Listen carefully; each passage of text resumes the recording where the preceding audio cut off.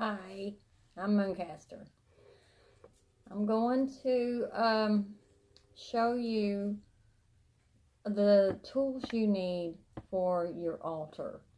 Now, remember that you can't really do your altar wrong. It is however you want it. There are, however, certain tools that we use, and I'm going to go over those and tell you what they're for.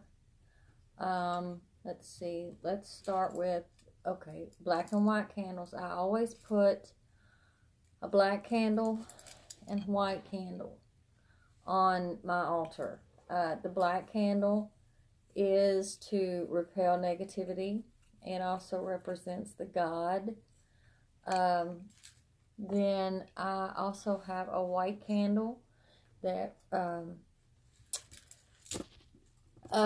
brings in positive energy, and that for me represents the goddess candle. Now, the way I look at it is, if you've got the white candle bringing in positive energy and you've got the black candle pushing out negative energy, you constantly have a flow of in and out, because negative is always coming in, but you've always got positive and negative working together. So that keeps everything in balance, and that's what you want inside your circle and on your altar. Also, let's see, there are two kinds of altar knives. Okay, one is called an athame. This is mine. This is an athame. An athame is a dagger or a knife that is used as a ceremonial knife. You use it for direction whenever you're casting your circle, or anywhere you need to use your direction. Use the point of this knife. Then there is another knife that your athame is a sacred tool. It can never have drawn blood. Never. If it does, by accident, draw blood, then you cannot put it on your altar, because it is no longer sacred. Now, the other knife that you use is called a bowline, and this one is mine. This one you use to cut things, to poke holes in things, and any utility you need to use it for, that you cannot use your sacred knife for. So, I always have one of each, plus I like knives a lot. So moving on. You have a bell. Just need a very small bell, and this is for opening your circle, and it is for closing your circle. When you get ready to open it, you start, and when you're finished, the sound of the bell closes your spell work for that session, whatever you're doing. Now, I don't have mine with me because I'm still moving, but a besom. You need a besom on your altar to sweep away negativity. That's an altar broom. They make them very small. They make them 3 inches tall. I don't know where mine went, so I'm going to have to find it since I just moved. Next, candles. Okay, you can use any candles, any colors to represent the elements. However you want to do it is fine.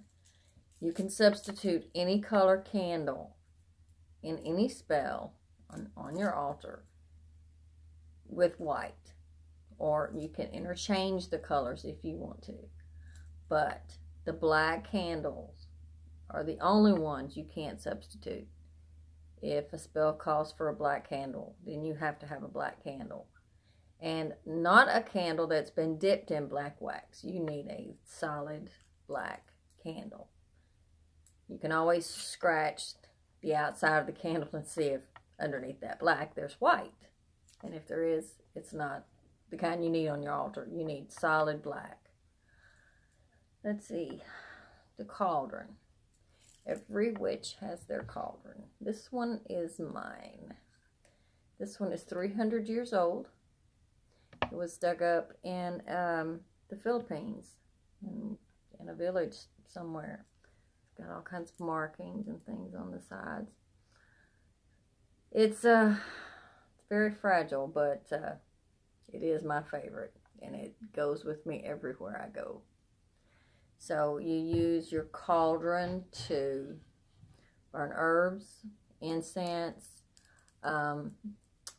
anything you need to burn during a spell, like paper or anything else that needs to be burned. I always put it in my cauldron and burn everything in there.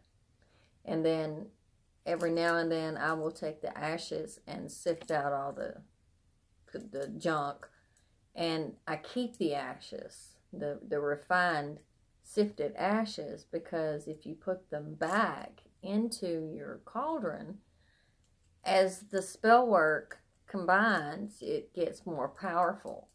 And so I always reuse my my ashes. Plus it keeps the bottom of the container from getting so hot that it burns through whatever it's sitting on, which I've had happen. You don't want to do that. Okay, your chalice. Your chalice is an altar goblet. It can be made out of crystal, glass, it doesn't really matter. Whatever kind of goblet that you want to use. And this is to drink ceremonial drinks. Wine is usually, or mead. This is used usually only during rituals. Then you have incense. Always have sage. Sage or Palo Santo wood. The white sage is sacred. It's a sacred herb, and it is known to cleanse the area of negativity. And before I do any spell work, I always use my sage over my altar, just in case, just a little extra, you know, oomph. You never know. So, and any other kind of incense that you might need that will go with your spell work. A lot of spells will call for a certain type of incense or resin. Let's see. Next, offering dish. You always have some sort of dish on your altar. This is made out of wood, because it's natural, to give offerings to the deities. Let's see. And the pentacle. Always have a pentacle on your altar because it represents all the elements. Earth, air, fire, water, and spirit. And you want all of those represented on your altar at all times. Let's see. Stones and crystals. I've always just got tons of stones and crystals. I put them on the four corners of my altar to protect it. Also, salt. I've always got sea salt on my altar because we use it for protection, and I already have my room marked off with the salt. I keep it that way continuously, but last but not least is your wand. Your wand is this wicked or what? I got this at the Renfest. I fell in love with this thing. It's awesome. Twisted and knotted. You use your wand the same way that you use your athame, to use it as direction, to cast your circle, add power, to point in whatever direction it is that you need your intentions to go. Use it like an extension of your finger, like you're pointing your finger. So you would be using this to point with. Your altar is yours. I always add things, gifts that people have given me from clients that I have had in the past. If they make something for me or bring me something, then I add it to my altar room or to my altar if I have room, because that brings love in, and you want that in your circle as well, and you want that around your altar. I have my altar in this one room. I don't like other people touching my altar. They can look all day long, but I don't like them to touch it. You always want to try to have your candles anointed for protection and for repelling negativity, or for power. You can use power oil.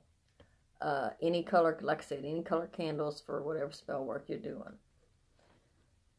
And here is my censer. I use resins, incense, along with the sage, like I said before. Some of the deities, like certain types, I know that Hecate favors myrrh, so I have lots of myrrh. There are also different types of altars. There are so many of them, I just couldn't even go into them. People set them up for just psychic work. People set them up just for love spells. It just, whatever you want, however simple you want it to be. I have done some of my most powerful magic out in the woods by myself with nothing. And so you don't have to have all of this. But this is what we use. This is what they're for. I hope it helps. And good luck. And the way I find my things, I find them, or they find me, actually. Most of these things that are on my altar are things that I have just come across. 90% of the time, they don't cost a whole lot. Or I come across it and I know that that's what it is supposed to, that's where it's supposed to go. So just follow your instincts. It will tell you if that's something that you need on your altar. You may not know why at the moment, but you'll find out later. So, like I said, have fun with it. Make it as pretty, as simple, as ornate as whatever you want. Because it's yours. It's yours. It's sacred. And all of your power goes into it. So, namaste.